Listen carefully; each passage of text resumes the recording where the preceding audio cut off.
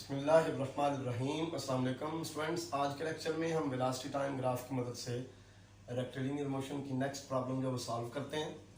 Statement आपके सामने मैंने लिखी हुई है। A particle moving along a straight line starts from rest. एक पार्टिकल जो है वो स्ट्रेट लाइन में मूव कर रहा है। सारी बात हम रेक्टिलिनियर मोशन की बात कर रहे हैं तो वो स्ट्रेट लाइन में ही मूव करेगा। A particle moving along a straight line starts from rest. एक पार्टिकल स्ट्रेट लाइन में मूव कर रहा है, वो रेस्ट पोजीशन से स्टार्ट करता है। मैं सारी स्टेटमेंट को वेलोसिटी टाइम ग्राफ की मदद से शो कर दूंगा क्योंकि हमें वेलोसिटी टाइम ग्राफ की मदद से ही इस क्वेश्चन को सॉल्व करना है। ठीक होगा? तो अभी देखते हैं जी, ये हमारा होगा जी टाइम एक्सिस, ये होगा वेलोसिटी एक्सिस। ठीक है, इस पॉइंट के ऊपर वेलोसिटी भी जीरो और टाइम भी जीरो। ठीक होगा? हमारा जो पार्टिकल है वो स्टार्ट करता है फ्रॉम रेस्ट पोजीशन से, यानी कि उसकी वेलोसिटी जीरो थी, वो मूव करना स्टार्ट करता है and is accelerated uniformly till it attains a velocity v। Accelerated uniformly का मतलब यह है कि यूनिफॉर्म एक्सेलरेशन के जरिए इसकी वेलोसिटी बढ़ती रहती है और इसकी वेलोसिटी क्या रहती है v। मतलब डिस्पोज करें कि ये एक्सेलरेटेड मोशन के लिए ग्राफ है। ठीक होगा? v वेलोसिटी होने तक उसकी वेलोसिटी बढ़ती रहती है पार्टिकल की। ठीक होगा? यहाँ पे वेलोसिटी जीरो थी, एक्सेलरेशन के जरिए यानी कि वेलोसिटी बढ़ने के जरिए v वेलोसिटी तक पहुंची। आगे जी, the motion is then retarded. उसके बाद वेलोसिटी कम होना शुरू हो गई, v वेलोसिटी होते ही कम होना शुरू हो गई। ठीक है, and the particle comes to rest after traversing a total distance x। और पार्टिकल जो है वो x डिस्टेंस कवर करने के बाद रेस्ट पोजीशन में आ गया।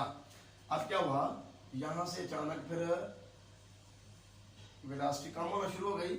ठीक है, और पार्टिकल रेस्ट पोजीशन में आ गया।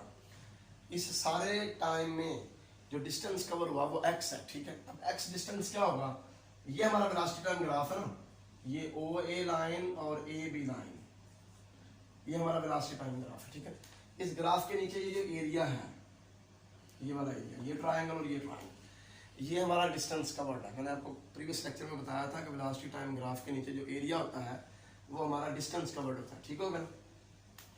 तो डिस्टेंस कवर्ड x है, ये भी आपने ध्यान में रखना है।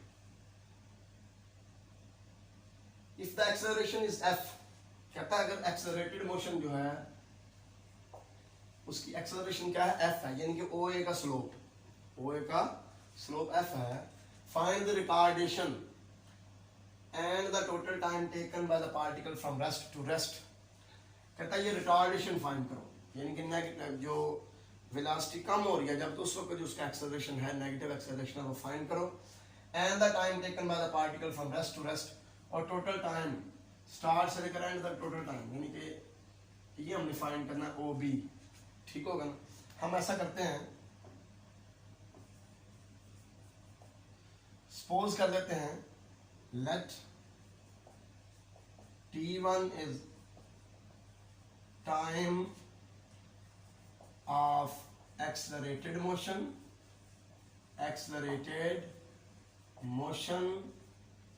and T2 is time of retarded motion।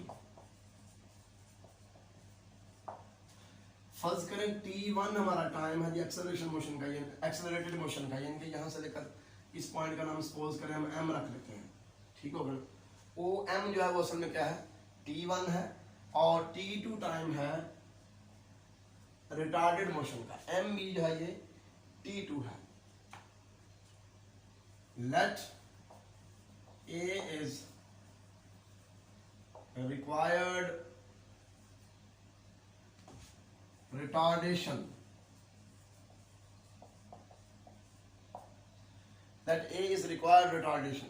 फर्ज करें A जो है हमारा रिक्वायर्ड रिटार्डेशन है ये। ठीक हो गया? अब हमें जो डिस्टेंस कवर दिया हुआ है वो x है। As distance covered by particle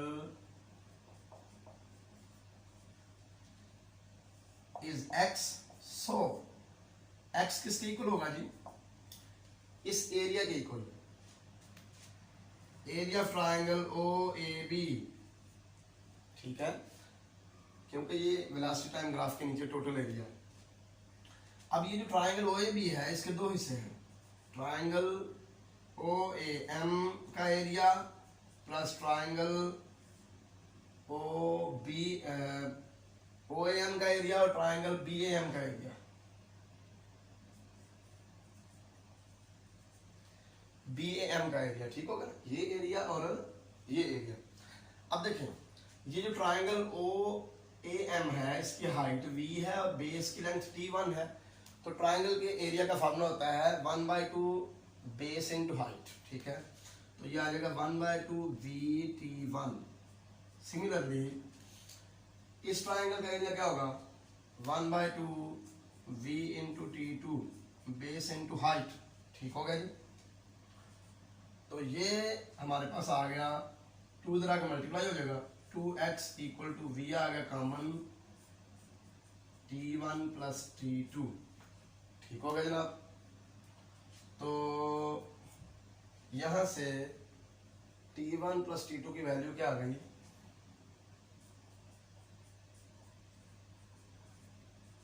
to x over v, which is the time taken by the particle from rest to rest। ये टोटल टाइम है t1 प्लस t2 का सम, ठीक है, which is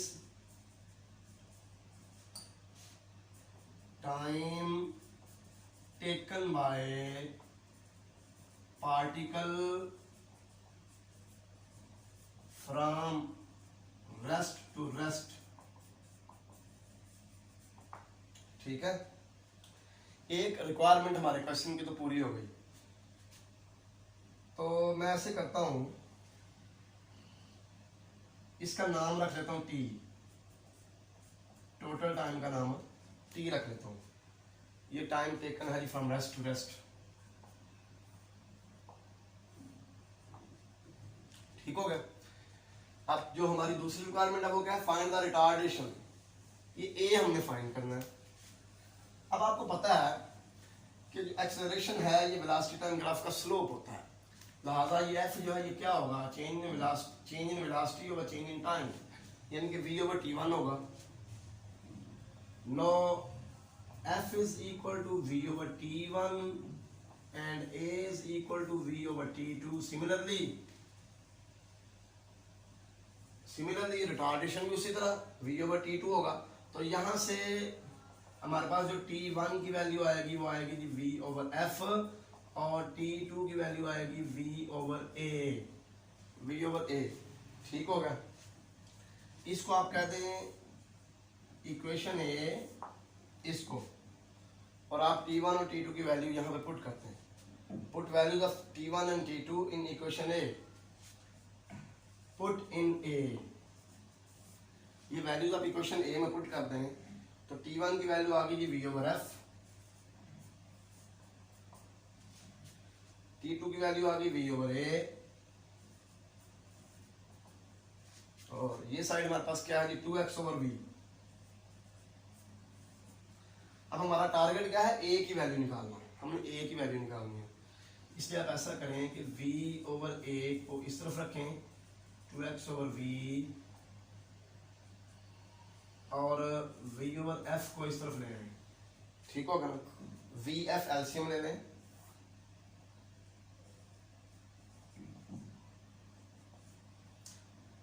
v f LCM आ जाएगा, तो 2xf minus v square, ये हमारे पास यहाँ पे आ गया एलसीएम लेने के बाद, ठीक होगा।